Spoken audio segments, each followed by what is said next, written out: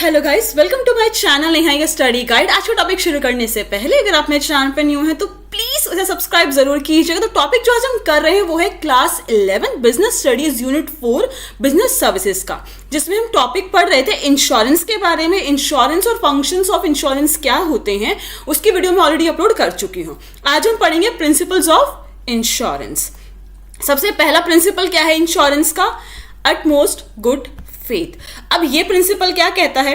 A contract of insurance is a contract of abrime fidei, that is a contract found on utmost good faith both the insurer and the insured। अच्छा, अब insurer कौन होता है and insured कौन होता है इसके बारे में ऑलरेडी हम जो है हमारी से पहली जो वीडियो थी इंश्योरेंस के बारे में, जो कि इंट्रोडक्शन था, उसमें हम बात कर चुके थे कि इंश्योर्ड कौन होता है जिसको रिस्क है। जैसे कि कोई मिस्टर ए है, वो गुड्स प्रोड्यूस करते हैं, उन्हें अपने गुड्स को लेकर रिस्क है कि भी कल को ये चोरी ना हो जाए, गोडाउन में रखे हुए हैं, या आग ना लग जाए, तो वो इसके लिए इंश्योरेंस लेते हैं अपने गुड्स के लिए। तो इस केस में ए क्या कहलाता है? इंश्योर्ड, क्योंकि यहाँ पे इसका क्या हो रहा है? रिस्क इंश्योर्ड हो रहा है, इंश्योरेंस ले रहा है, इसका रिस्क शेयर हो रहा है।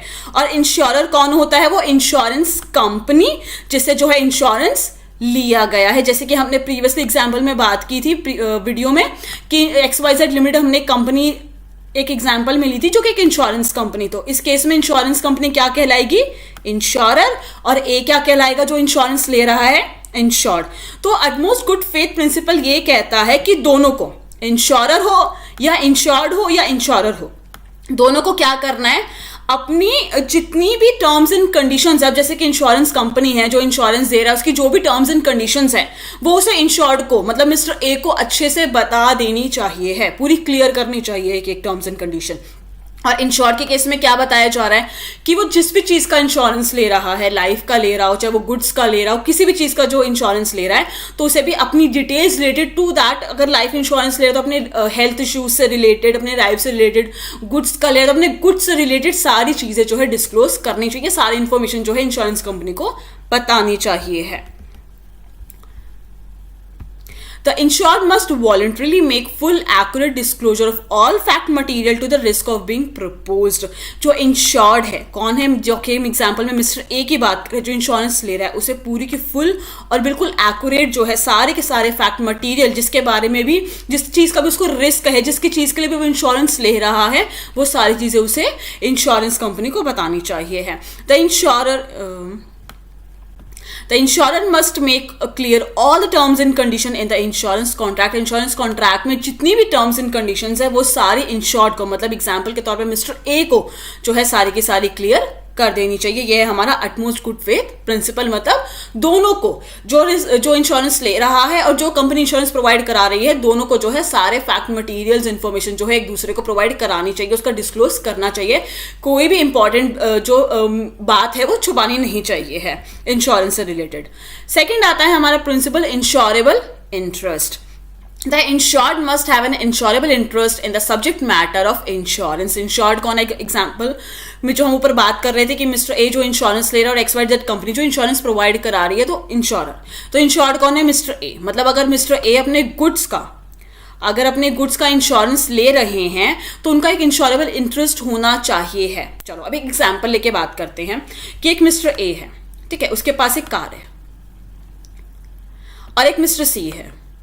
अब मिस्टर ए जो है अपनी इस कार को सेल आउट करना चाहते हैं, बेचना चाहते हैं। उसने क्या किया? किसी पर्सन को ढूंढा जिसका नाम था सी, ठीक है, उसको मिल गया, वो इसकी कार को खरीदने के लिए रेडी है। ए ने क्या किया? अपनी कार इन्हें बेच दी, सेल कर दी, ठीक है। अब कार सेल हो गई है, सी अपनी कार जो है ले गया, अपने पैसे दिए ए को और सी अपनी कार ले गया। अब कुछ टाइम के बाद क्या हुआ? सी ने जो गाड़ी खरीदी थी उसमें आग लग गई, फायर हो गई, या फिर फोर्स की चोरी हो गई, कुछ भी लगा लो, आग लग गई या चोरी हो गई, ठीक है। अब ए गया इंश्योरेंस कंपनी के पास कि भाई जो मेरी ये गाड़ी थी ना, ठीक है, इसमें ना आग लग गई, अब मुझे इसके पैसे दे दो। कंपनी ने बोला जब अब वो आपकी गाड़ी रही ही नहीं, आपने वो गाड़ी किसी और को बेच दी है, तो इंश्योरेंस का पैसा आपको कैसे मिलेगा? तो इसका मतलब क्या है? जो भी पर्सन इंश्योरेंस ले रहा है उसका इंश्योरेबल इंटरेस्ट होना चाहिए उस पर्टिकुलर चीज में, ठीक है। जैसे कि अगर ए इंश्योरेंस लेने गया है तो वो कार जो है इंश्योरेंस, मतलब वो कार जो है ए की होनी चाहिए है, उसका इंश्योरेबल इंटरेस्ट उसमें होना चाहिए है, उसके इंश्योरेंस की पेमेंट उसने की हो। क्योंकि जब हम कार सेल करते हैं तो कहीं ना कहीं जब आरसी हमारी ट्रांसफ़र होती है तो उसके बाद जब नई इंश्योरेंस रिन्यू होता है, तो कहीं ना कहीं अब जो इंश्योरेंस रिन्यू होगा, जो आगे इंश्योरेंस की पेमेंट होगी, वो कहीं ना कहीं सी कर रहा है ना। तो जब इंश्योरेंस का पैसा मिलेगा तो वो सी को मिलेगा, ए को क्यों मिलेगा? तो इसका मतलब जो भी इंश्योर्ड है, जो भी इंश्योरेंस ले रहा है, उसका एक इंश्योरेबल इंटरेस्ट अपने उस मैटर में होना चाहिए जिस भी चीज़ का वो इंश्योरेंस ले रहा है। Insurable interest means some pecuniary interest in the subject matter of the insurance contract. Insurable interest का मतलब क्या होता है कि एक pecuniary interest होना चाहिए है कि हाँ भाई वो चीज़ मेरे से belong करती है, वो चीज़ मेरी है या मेरे से belong करती है। The insured must have an interest in the preservation of the things or life assured so that he will suffer financially on the happening of the event against which he or she is insured. अब insured है, जैसे कि example के तौर पर हम A लेके चल रहे हैं, जो ए है उसका एक इंटरेस्ट होना चाहिए। अब जैसे कि सी की ये गाड़ी, ए ने गाड़ी जो है सी को बेच दी, कार जो है सी को बेच दी, तो कहीं ना कहीं ऐसा तो है नहीं कि सी ने अब इंश्योरेंस ले ली तो अपनी गाड़ी खुद ही चोरी करा लेगा या जाके खुद ही उसमें आग लगा देगा, नहीं ना, वो उसको प्रिजर्व करके रखेगा। अब कोई पर्सन है, कोई लाइफ इंश्योरेंस ले रहा है तो अपनी लाइफ को थोड़ा सा प्रिजर्व करके तो हर कोई रखता है ना। कोई जानबूझ के जाके थोड़ी ना मर जाता कि भाई मैंने लाइफ इंश्योरेंस लिया तो मैं जाके जो है खुद ही अपने आप को कुछ कर लेता हूँ तो लाइफ इंश्योरेंस के पैसे मेरी फैमिली को मिल जाएंगे, ऐसा तो नहीं है ना। उसमें टर्म्स एंड कंडीशंस में मेंशन होता है कि भाई किस किस केसेस में जो है आपको पैसे मिलेंगे, अमाउंट मिलेगा।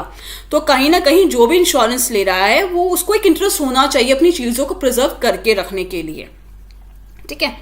ये था हमारा प्रिंसिपल इंश्योरेबल इंटरेस्ट कि जो भी इंश्योरेंस ले रहा है उसका एक इंश्योरेबल इंटरेस्ट जो है होना चाहिए है जिस भी मैटर का, मतलब जिस भी चीज़ का वो इंश्योरेंस ले रहा है। नेक्स्ट प्रिंसिपल है हमारा indemnity principal. All insurance contract of fire और marine insurance are contract of indemnity. Indemnity में जो है marine और fire insurance ही आते हैं, life insurance वगैरह नहीं आते हैं। क्यों नहीं आते उसका reasons अभी देखते हैं। The insurer undertake to compensate in terms of money the insured for the loss caused to him or due to damage or destruction of the property insured. Insurer मतलब इंश्योरेंस कंपनी जो insured है, मतलब जैसे कि हम example में अभी तक लेके चल रहे हैं मिस्टर ए जो इंश्योरेंस ले रहा है, इंश्योरेंस से इंश्योरेंस कंपनी से जब भी उसको लॉस होगा, कोई भी डैमेज होगा या डिस्ट्रक्शन हो रहा है उसकी प्रॉपर्टी का जिसके लिए भी उसने इंश्योरेंस लिया हुआ है, उसको क्या मिलेगा? कंपनसेशन मिलेगा मनी की टर्म्स में। लेकिन अब कंपनसेशन किस तरह से मिलेगा, ये चीज है हमारा इंडेमनिटी प्रिंसिपल में। फॉर एक एग्जाम्पल लेके चलते हैं कि मिस्टर ए है, ठीक है, गुड्स बनाते हैं, उसने क्या कर रखा है, गुड्स का जो है 4 लाख रुपीज का, 4 लाख रुपए का क्या कर रखा है उसने, इंश्योरेंस ले रखा है अपने गुड्स का। जो उसका गोडाउन में जो गुड्स रखे हुए हैं जिसका उसने इंश्योरेंस ले रखा है वो तो है 6 लाख के, ठीक है। गोडाउन में जो उसके गुड्स हैं वो 6 लाख रुपए के रखे हुए, लेकिन उसने इंश्योरेंस कितने का ले रखा है? सिर्फ 4 लाख रुपए का। अब फॉर से उसके गुड्स में लग गई आग, उसके गोडाउन में आग लग गई, उसके काफी सारे गुड्स जो है डिस्ट्रॉय हो गए, ठीक है। अब फॉर से कि उसके गुड्स जो है 3 लाख रुपए के डिस्ट्रॉय हो गए। 6 लाख में से आधा माल मतलब 3 लाख रुपीस के गुड्स जो है उसके डिस्ट्रॉय हो गए। ए गया फटाफट इंश्योरेंस कंपनी के पास, बोला ऐसे मैंने गुड्स का इंश्योरेंस लिया हुआ था, उसमें जो है आग वाग लग गई और मेरे इंश्योरेंस जो गुड्स हैं वो डिस्ट्रॉय हो गया, मुझे जो है इंश्योरेंस के पैसे दे दो, मेरी अमाउंट दे दो। इंश्योरेंस कंपनी ने चेक किया, सब किया, उन्होंने फाइंड आउट कर लिया कि भाई 3 लाख रुपीस के जो उसके गुड्स हैं वो डिस्ट्रॉय हुए हैं। वो ए के पास गए और उसको 3 लाख रुपीस देने लगे। ए ने बोला कि भाई मैंने इंश्योरेंस तो 4 लाख के लिए रखी है, तो मुझे 3 लाख क्यों मिलेंगे, जो तो 4 लाख मिलने चाहिए। तो इंश्योरेंस कंपनी क्या कहेगी, अरे ठीक है आपने 4 लाख का इंश्योरेंस ले रखा है लेकिन लॉस तो सिर्फ 3 लाख का हुआ है, तो आपको सिर्फ उतने ही अमाउंट मिलेगी जितने का लॉस हुआ है, उससे ज्यादा नहीं मिलेगा। चाहे आपने इंश्योरेंस यहाँ पे 8 लाख का ही क्यों ना लिया हो, जितने का लॉस हुआ है आपको उतने पैसे ही मिलेंगे। ये था हमारा फर्स्ट केस इंडेमनिटी में। अब एक और केस, अब फॉर से कि जो गुड्स थे वो 3 लाख की जगह 6 लाख में आग लग गई, ठीक है। मतलब जो गुड्स थे, गोडाउन में गुड्स थे, हाफ गुड्स की जगह पूरे के पूरे गुड्स डिस्ट्रॉय हो गए। मतलब पूरे जो 6 लाख रुपए के गुड्स थे उसके गोडाउन में वो सारे के सारे डिस्ट्रॉय हो गए। एक गया इंश्योरेंस कंपनी के पास फटाफट कि भाई मेरे तो सारे के सारे गुड्स डिस्ट्रॉय हो गए। इंश्योरेंस कंपनी ने चेक कर लिया कि हाँ भाई इसके तो 6 लाख रुपए के गुड्स डिस्ट्रॉय हो गए, लेकिन उसने इंश्योरेंस कितने का ले रखा है, सिर्फ 4 लाख का। तो यहाँ पे क्या करेगी इंश्योरेंस कंपनी, उसको 4 लाख रुपए देगी मैक्सिमम अमाउंट जो जिसका उसने इंश्योरेंस ले रखा है, या फिर 6 लाख रुपीज।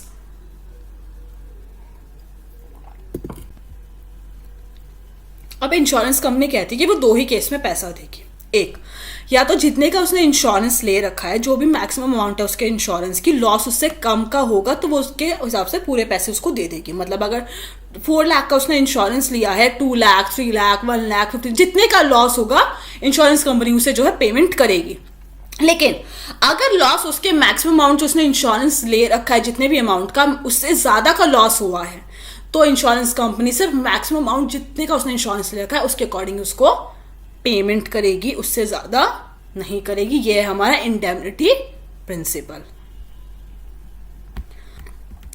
नेक्स्ट है हमारा डॉक्ट्राइन ऑफ कॉज प्रॉक्सिमा। अब ये क्या कहता है? According to this principal, when the loss is a result of 2 और मोर कॉजेस, लॉस हो रहा है, जैसे कि ए है वो गुड्स बना रहा है, उसने गुड्स का जो है क्या लिया हुआ है, इंश्योरेंस लिया हुआ है, ठीक है।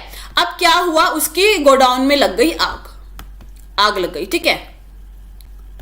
अब वो 2 या 2 से ज्यादा के कॉजेज आ रहे हैं जो है उसके लॉस के। अब एक एग्जांपल से समझते हैं। The proximate cause that is the direct, the most dominant and the most effective cause of loss should be taken into consideration. अब जो मोस्ट डोमिनेंट और मोस्ट इफेक्टिव रीजन रहा होगा लॉस का, उसको वो इंश्योरेंस कंपनी कंसिडरेशन में लेगी। अब एग्जांपल लेके चलते हैं कि ए ने जो है गुड्स का इंश्योरेंस लिया हुआ था, आग लग गई, ठीक है। उसने इंश्योरेंस लिया हुआ था 4 लाख का, ठीक है, उसने इंश्योरेंस लिया हुआ था 4 लाख का। अब आग लग गई, आग लगने की वजह से 3 लाख रुपए का जो माल था, जो गुड्स थे, वो जल के खाक हो गए। बचा क्या? अब आग लगने की वजह से कुछ लोगों ने फायदा उठाया और बचे हुए 1 लाख का सामान भी जो गोडाउन में था वो चोरी करके ले गए। अब यहां पे 2 रीजन हो रहे हैं, आग की वजह से भी हो रहा है और चोरी की वजह से भी हो रहा है, थेफ्ट भी हो रहा है और फायर भी हो रहा है। अब इंश्योरेंस तो फायर का लिया हुआ है, अब इंश्योरेंस उसने एक ही लिया हुआ था फायर का खाली, वो भी 4 लाख रुपए का। इंश्योरेंस कंपनी के पास गया, भाई मेरे ऐसे ऐसे गुड्स जो है मेरे आग लग गई, अब मेरे पैसे दे दो। अब वो कहेगा मैं तो 4 लाख का गुड्स जो है डिस्ट्रॉय हुआ है, मुझे 4 लाख रुपए दो। इंश्योरेंस कंपनी पता करेगी, इंश्योरेंस कंपनी ने देखा कि भाई 3 लाख का गुड़ी है जो उसकी वजह से गया है, इसका आग लगने की वजह से, बाकी 1 लाख का तो चोरी हुआ है, उसके पैसे हम क्यों देंगे, इसने इंश्योरेंस और फायर का लिया हुआ है। तो जो मोस्ट डोमिनेंट जिसका उसने इंश्योरेंस लिया हुआ है, मोस्ट डोमिनेंट यहाँ पे क्या है, फायर है, ठीक है, जिसकी वजह से 3 लाख रुपए का लॉस हो रहा है, तो 3 लाख रुपए ही देगी इंश्योरेंस कंपनी, जो मोस्ट डोमिनेंट और मोस्ट इफेक्टिव कॉज रहा होगा लॉस का, जिसके उसने इंश्योरेंस लिया है, जिस चीज का उसने इंश्योरेंस ले रखा है, वो पैसे ही इसको मिलेंगे। जो रिमोट कॉज है, मतलब जो अदर कॉजेज हैं, उसके लिए उसको पैसे नहीं मिलेंगे। नेक्स्ट है हमारा doctrine of subrogation. After the insured is compensated for the loss or damage of the property insured by him, her, the right of ownership of such property passes on to the insurer. अब जैसे कि example लेके ही चलते हैं कि एक ए है, उसने अपनी कार का इंश्योरेंस लिया हुआ था, कार में लग गई आग या कार हो गई चोरी, कैसे भी कह लो, कार में लग गई आग या कार में लग गई आग लग गई या चोरी हो गई, ठीक है। वो इंश्योरेंस कंपनी के पास गई कि ऐसे ऐसे मेरी कार चोरी हो गई, मेरी कार में आग लग गई, मेरे पैसे दे दो। इंश्योरेंस कंपनी ने देखा हाँ भाई ऐसे सच हुआ है, उन्होंने उसको पेमेंट कर दी, ठीक है। अब जो गाड़ी आग लग के बची हुई थी, जो थोड़ा बहुत ढांचा उसका बचा हुआ था आग लगने के बाद, अब वो क्या करेगा, वो इंश्योरर सोचा भाई मुझे इसके कार के पैसे भी मिल गए, अब ये ढांचा भी मैं ले जाके बाहर कहीं बेच देता हूँ, उससे पैसे मिल जाएंगे मुझे। नहीं, जो जिस चीज की पेमेंट आपको इंश्योरेंस ने कर दिया, इंश्योरेंस कंपनी ने जिस चीज की आपको पेमेंट कर दिया ऑलरेडी आपकी कार के लिए, तो जो बचा हुआ जो वो स्टफ है, जो आग लगा हुआ जो वो स्टफ है, वो इंश्योरेंस कंपनी का हो जाएगा। उसका जो ओनरशिप राइट है वो इंश्योरर के नाम पे है, सॉरी जो इंश्योर्ड के नाम पे है वो इंश्योरर को शिफ्ट हो जाएगा। इंश्योरर मतलब इंश्योरेंस कंपनी को पास हो जाएगा, वो ए के नाम पे नहीं रहेगा।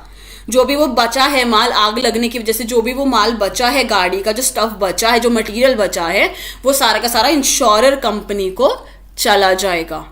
This is because the insured can not make any profit by selling the damage. जो भी प्रॉपर्टी डैमेज हुई है उससे वो कोई प्रॉफिट नहीं बना सकता, क्योंकि उसका पूरा पैसा उसको मिल चुका है।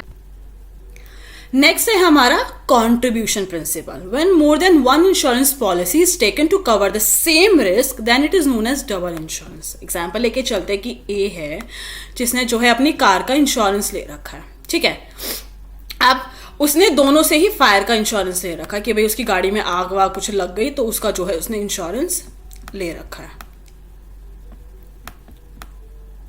और वो भी दो दो कंपनी से, एक XYZ कंपनी है इंश्योरेंस की और एक CVC कंपनी है, ठीक है, दोनों इंश्योरेंस कंपनी है, दोनों से उसने सेम कार के लिए और सेम रिस्क के लिए उसने क्या कर रखा है, इंश्योरेंस ले रखा है।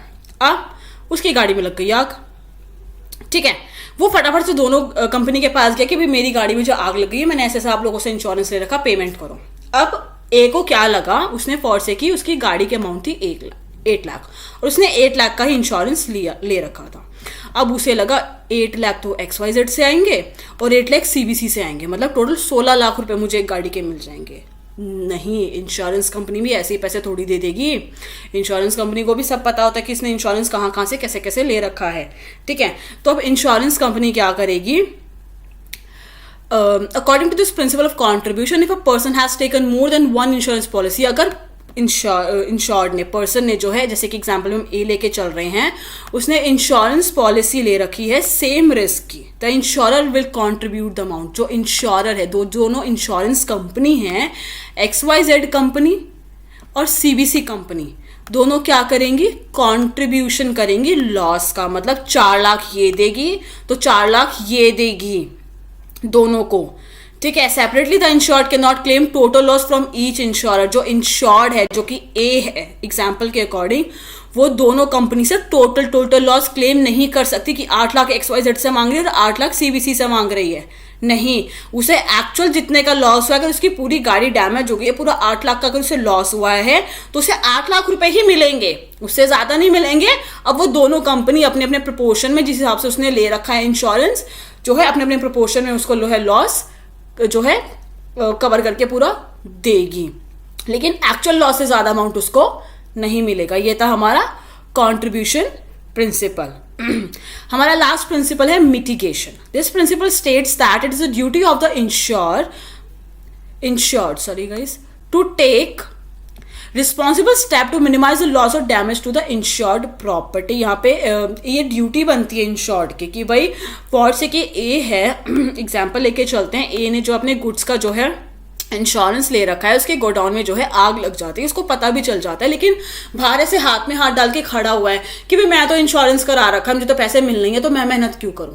नहीं, जो ये एक प्रिंसिपल क्या कहता है कि ये ड्यूटी है इंश्योर्ड की, जो इंश्योरेंस ले रहा है, कि वो लॉस को जितना मिनिमाइज कर सके, कम कर सके, उतना करने की कोशिश उसे करनी चाहिए। जितनी वो अपनी प्रॉपर्टी, जितना भी वो मतलब जिस भी चीज का उसने इंश्योरेंस लिया है, उसको जितना कम कर सकता है उसका लॉस, उतना कम करना उसकी ड्यूटी बनती है। तो ये है हमारा mitigation principal. I hope guys कि आपको सारे प्रिंसिपल जो है इंश्योरेंस के क्लियर हो गए होंगे। एट मोस्ट गुड फेथ कि दोनों पार्टीज को जो है पूरा फुल डिस्क्लोज करना चाहिए इन्फॉर्मेशन का, इंश्योर्ड एंड इंश्योरर दोनों। इंश्योरेबल इंटरेस्ट, जो इंश्योरेंस ले रहा है उसका इंश्योरेबल इंटरेस्ट होना चाहिए है, जिस भी चीज का वो इंश्योरेंस ले रहा है। इंडेमनिटी आपको पेमेंट किस तरह से मिलेगी इंश्योरेंस की। नेक्स्ट हमारा डॉक्ट्राइन ऑफ कॉज प्रॉक्सिमा, जो मोस्ट डोमिनेंट कॉज रहा होगा लॉस का, उसके हिसाब से आपको जो है इंश्योरेंस की पेमेंट मिलेगी। डॉक्ट्राइन ऑफ सब्रोगेशन की कंपनसेशन मिलने के बाद जो प्रॉपर्टी जो डैमेज हो रखी है वो इंश्योरेंस कंपनी में ऑनरशिप उसकी ट्रांसफर हो जाएगी, वो इंश्योर्ड की अब नहीं रहेगी क्योंकि उसे उसकी पेमेंट उसकी मिल चुकी है। कंट्रीब्यूशन, अगर एक पर्सन ने सेम प्रॉपर्टी का सेम रिस्क के लिए जो है सेम जो है अलग अलग कंपनी से जो है इंश्योरेंस ले रखा है, तो दोनों कंपनीज मिलकर उसका एक्चुअल लॉस पे करेंगी। दोनों कंपनी से टोटल लॉस वो जो है नहीं ले सकता। और मिटिगेशन प्रिंसिपल क्या कहता है कि इसकी ड्यूटी बनती है इंश्योर्ड की, जो इंश्योरेंस ले रहा है, कि वो जितना मिनिमाइज कर सकता है लॉस का वो उसको करना चाहिए है। गाइज अगर आपको कोई भी डाउट तो मुझसे कमेंट सेक्शन में पूछ सकते हैं। अगर आपको मेरी वीडियो पसंद आई तो प्लीज उसे लाइक जरूर कीजिएगा, शेयर कीजिएगा। अगर आपने तो मेरे चैनल को सब्सक्राइब नहीं किया तो प्लीज उसे सब्सक्राइब जरूर कीजिएगा। Thank you so much guys मेरी वीडियो देखने के लिए।